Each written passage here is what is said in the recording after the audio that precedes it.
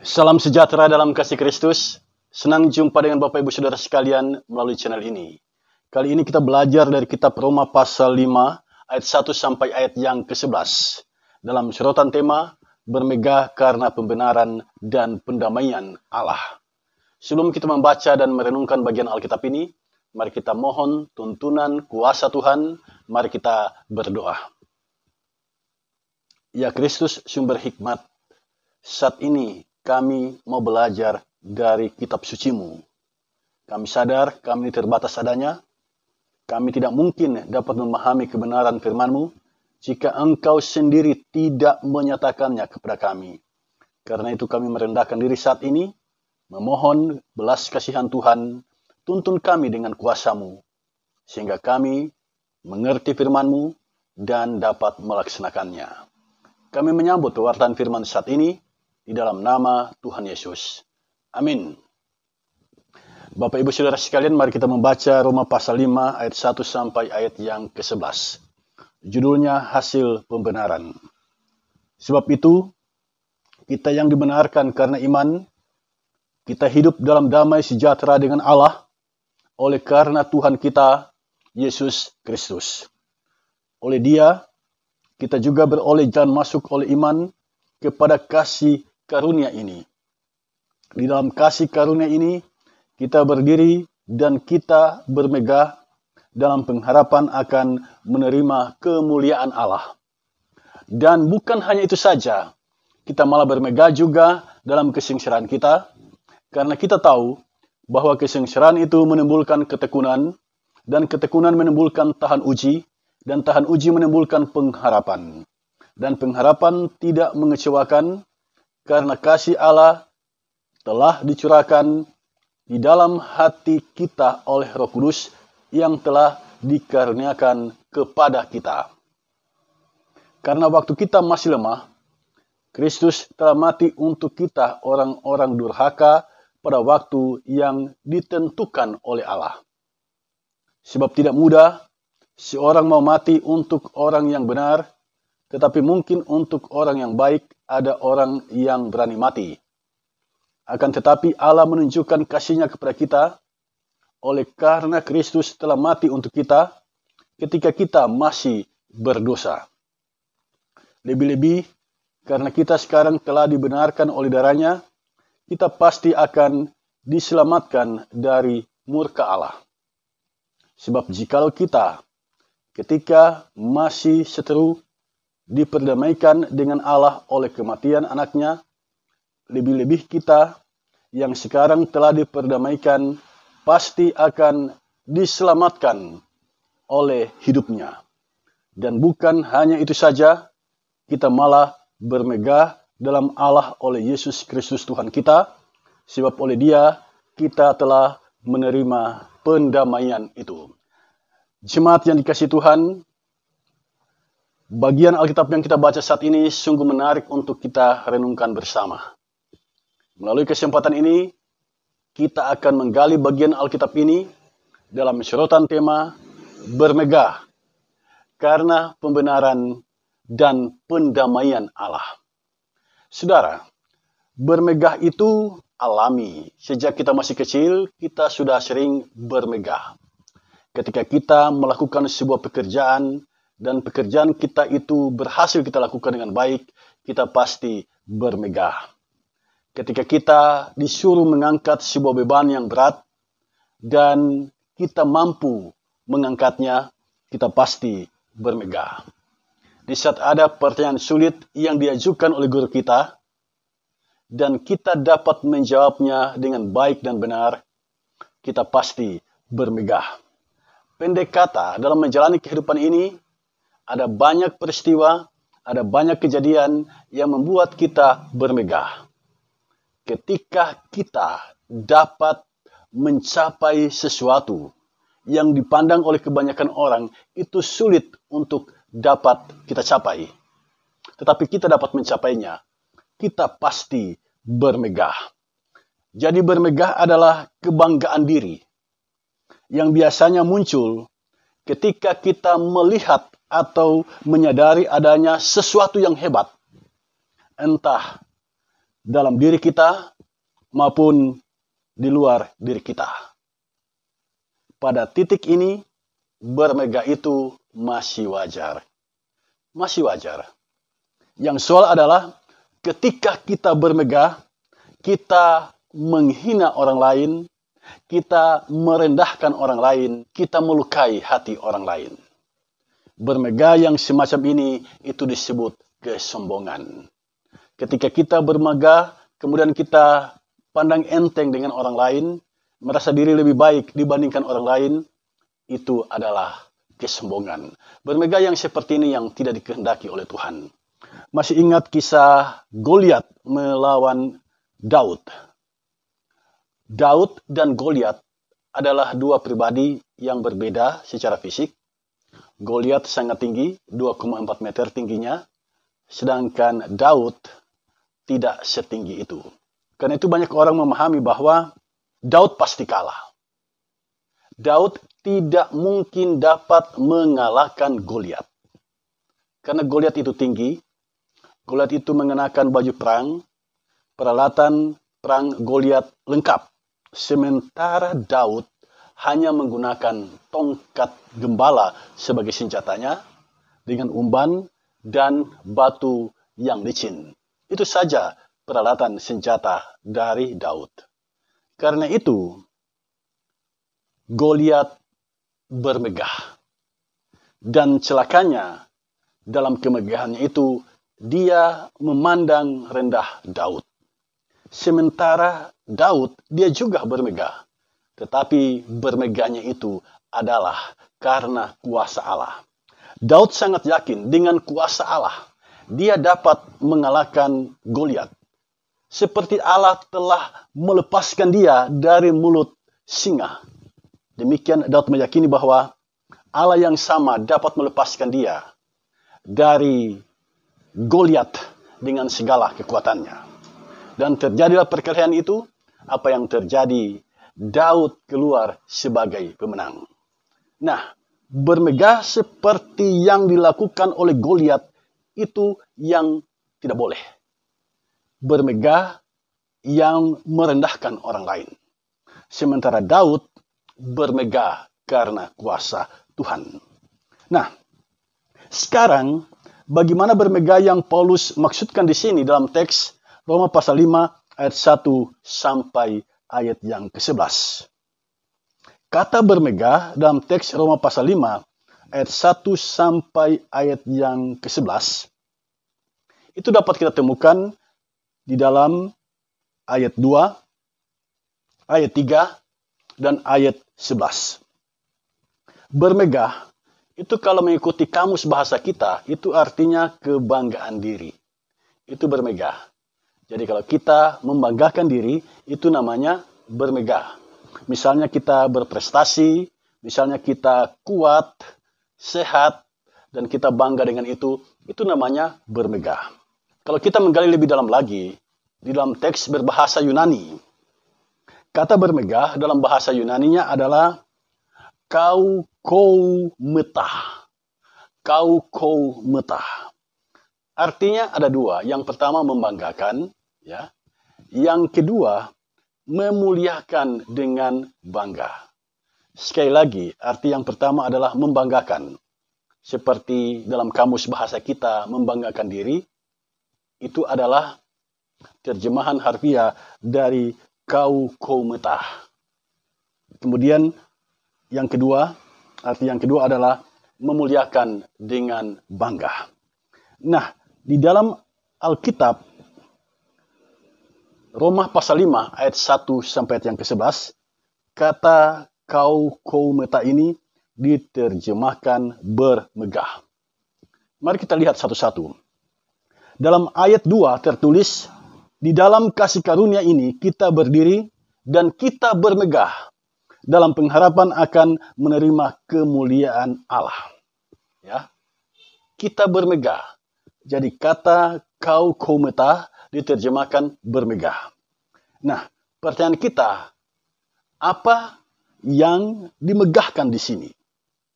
Kalau kita mencermati kata demi kata dari ayat 2 ini, yang dimegahkan adalah kasih karunia, ya.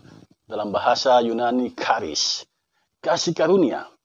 Nah, kasih karunia yang dimaksud di sini apa? Kalau kita melihat ayat 1, kasih karunia yang dimaksud adalah kita dibenarkan karena iman. Itulah kasih karunia. Kita dibenarkan karena iman. Dan karena itu kita bermegah. Mengapa kita bermegah ketika kita dibenarkan oleh iman? Karena kita tidak dihukum. Kita diselamatkan, kita menjadi pengikut Yesus, dan kita beroleh jaminan masuk surga. Dalam ayat yang kedua di sini disebutkan, di dalam kasih karunia ini kita berdiri dan kita bermegah dalam pengharapan akan menerima kemuliaan Allah. Ya, kita bermegah karena kasih karunia dibenarkan oleh iman, dan kita berpengharapan akan menerima kemuliaan Allah. Kemuliaan Allah yang dimaksud di sini adalah rumah Bapa. Kemuliaan Allah yang dimaksud di sini adalah surga. Jadi kita dibenarkan oleh iman, dan karena kita sudah dibenarkan, kita pasti akan mewarisi surga. Dan karena itu kita bermegah. Siapa manusia di dunia ini yang tidak suka masuk surga?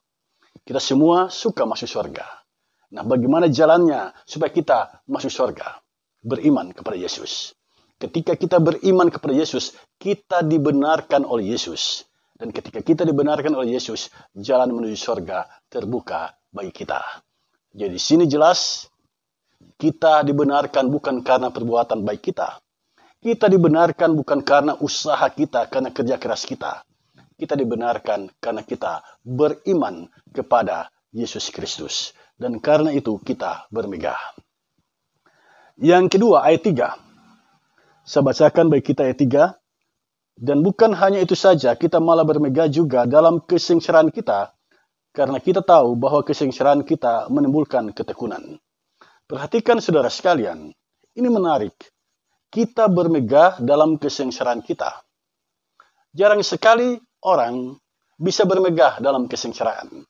Biasanya kita menghindari kesengsaraan. Biasanya kita menjauh dari kesengsaraan. Tapi di sini, Paulus mengatakan kepada jemaat di kota Roma, kita malah bermegah juga dalam kesengsaraan kita. Dalam kesengsaraan kita bermegah. Saudara, saya mengajak kita untuk menggunakan logika kita. Kalau kita berada dalam kesengsaraan, misalnya kita dianiaya, bagaimana mungkin kita bisa bermegah di dalamnya? Bagaimana mungkin kita bisa bermegah ketika kita ditekan, ketika batin kita dilukai, ketika fisik kita dilukai? Bagaimana mungkin kita bisa bermegah di dalamnya? Tetapi di sini Paulus mengatakan kita bermegah dalam kesengsaraan kita. Bermegah dalam kesengsaraan. Banyak orang menghindari kesengsaraan. Lalu mengapa Paulus di sini mengatakan kita bermegah dalam kesengsaraan kita?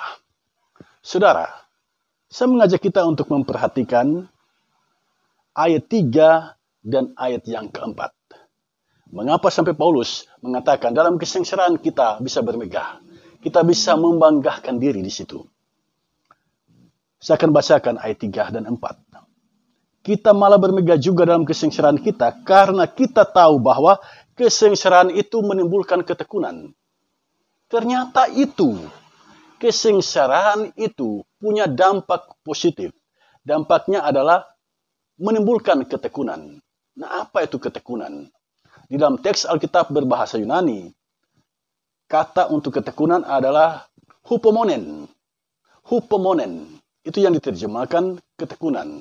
Arti harfiah dari hupomonen adalah ketabahan, kesabaran.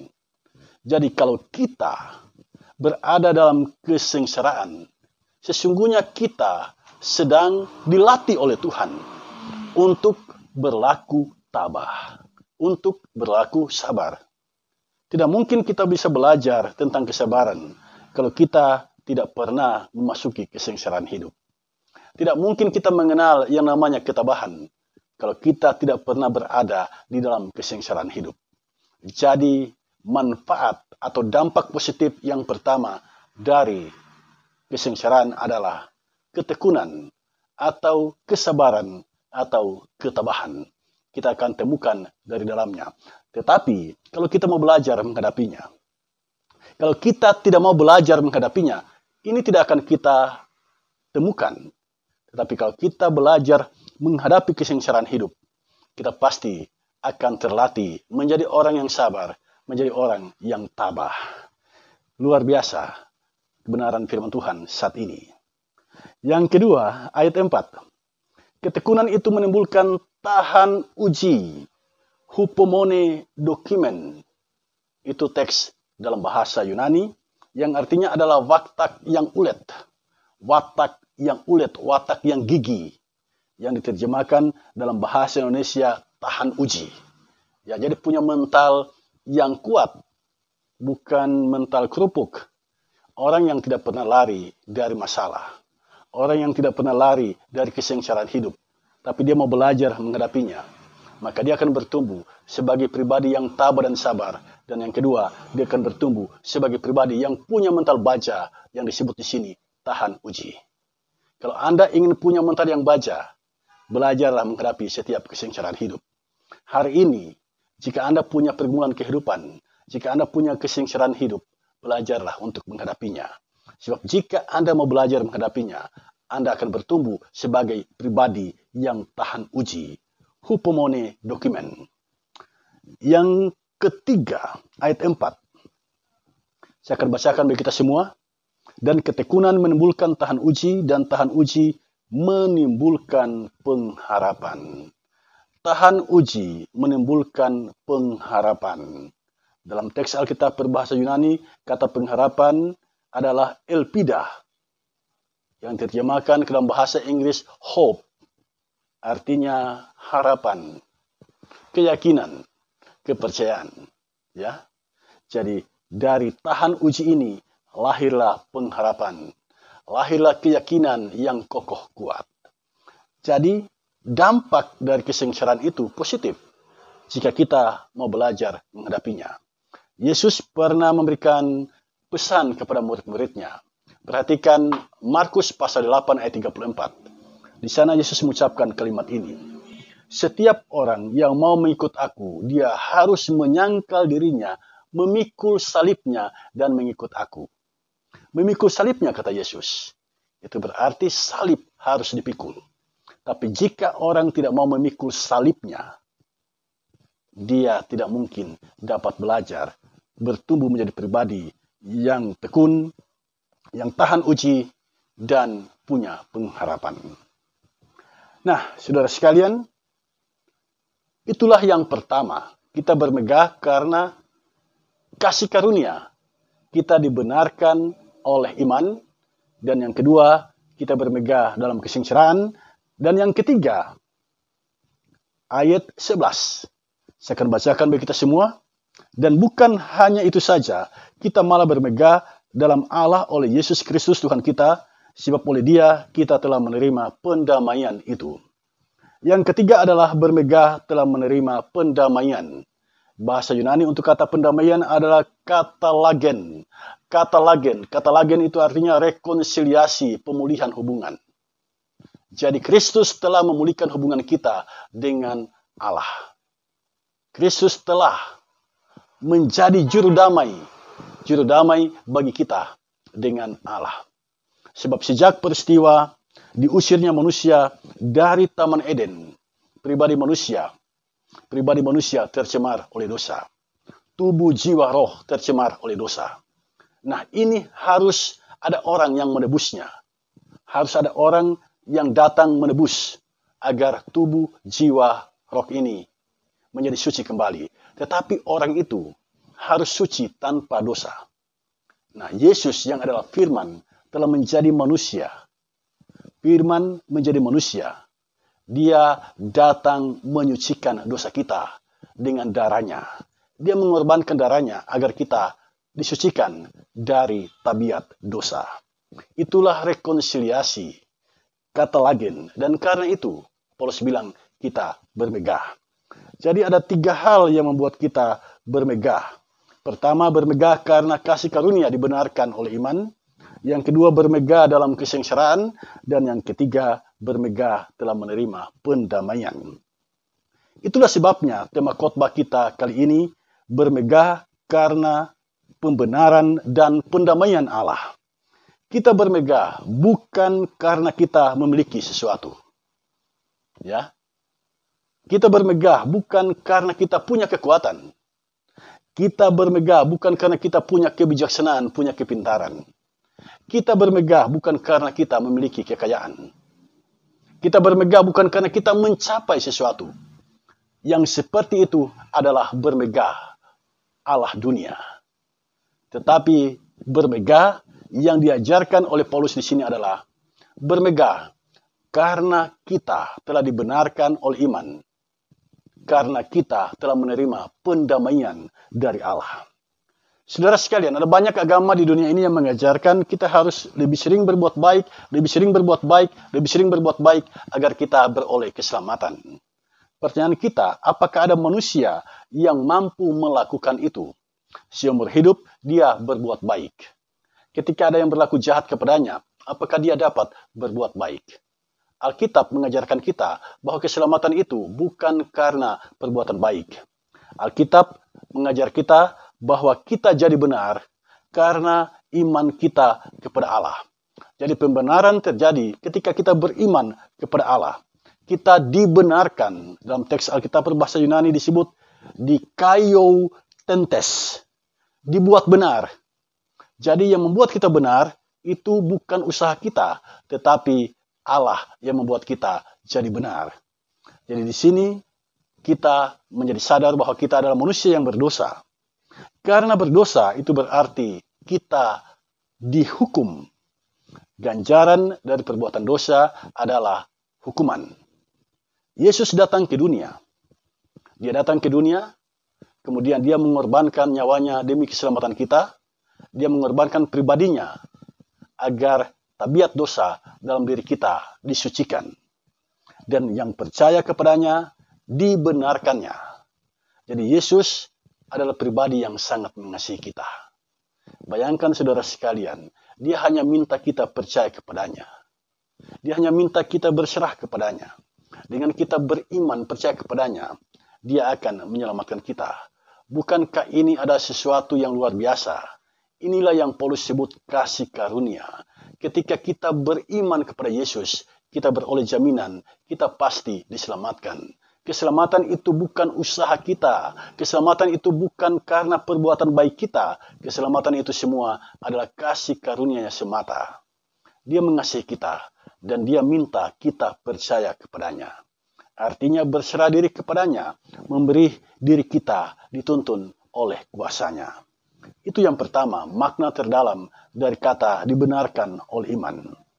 Kemudian dalam ayat yang ke-9 disebutkan dibenarkan oleh darahnya. Darah yang dimaksud adalah darah Yesus. Dia mengorbankan nyawanya demi keselamatan kita.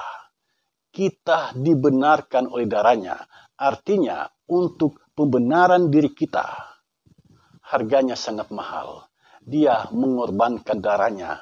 Dia mengorbankan nyawanya. Yesus adalah pribadi yang telah mengorbankan nyawanya demi keselamatan kita. Dari sini menjadi jelas bagi kita bahwa kita semua yang percaya kepada Yesus adalah pribadi-pribadi yang berutang budi kepada Yesus. Karena kasih-Nya dia menyelamatkan kita. Dan dia berikan semuanya dengan cuma-cuma. Itu adalah kasih karunia Yesus. Yang kedua, pendamaian, katalagen, rekonsiliasi yang diterjemahkan di sini dalam Alkitab berbahasa Indonesia, pendamaian. Ya, kita diperdamaikan dengan Allah dan itu adalah peran Yesus. Tanpa Yesus, kita tidak mungkin diperdamaikan dengan Allah. Yesus adalah firman, dia datang ke dunia menjadi manusia. Dan dia sendirilah yang merintis jalan kita berdamai dengan Allah. Dari ulasan kebenaran firman Tuhan ini, ada dua hal penting yang menjadi pesan bagi kita. Dan yang kedua, itu sangat penting untuk kita perhatikan, untuk kita hayati, dan kita lakukan dalam kehidupan ini. Yang pertama, jangan bermegah karena kebaikan yang engkau perbuat. Ya, jika engkau berbuat baik, berbuat baiklah. Dan jangan bermegah karena itu. Jangan engkau berharap dengan berbuat baik, engkau akan beroleh keselamatan. Jangan engkau membangun keyakinan dengan perbuatan-perbuatan baik yang engkau lakukan, engkau beroleh keselamatan. Bermegahlah karena kita dibenarkan oleh Allah oleh iman kita, bukan bermegah karena perbuatan baik kita. Dari sini kita diajarkan bertekunlah dalam iman. Dalam situasi dunia yang bagaimanapun, kita harus selalu beriman kepada Yesus. Yang kedua, Kristus telah mendamaikan kita dengan Allah. Maka jadilah pembawa damai dalam kehidupan di dunia ini. Hiduplah dalam perdamaian dengan semua orang. Jika saat ini engkau belum berdamai dengan sesama, berusahalah mencari jalan bagaimana engkau bisa berdamai dengan sesama. Kristus telah membangun rekonsiliasi, memulihkan hubungan kita yang rusak dengan Allah, memulihkan relasi yang rusak di antara sesama. Bagi dunia, orang jahat harus dihukum. Bagi Allah, orang jahat diampuni dan diselamatkan. Allah tidak berkenan atas kematian orang jahat. Allah menghendaki orang jahat itu bertobat dan percaya kepada Yesus Kristus agar dia beroleh keselamatan. Upaya kita, perbuatan baik kita, tidak dapat membawa kita pada keselamatan. Hanya Yesuslah yang dapat membawa keselamatan bagi kita. Ketika kita percaya kepadanya, kita beroleh keselamatan. Amin.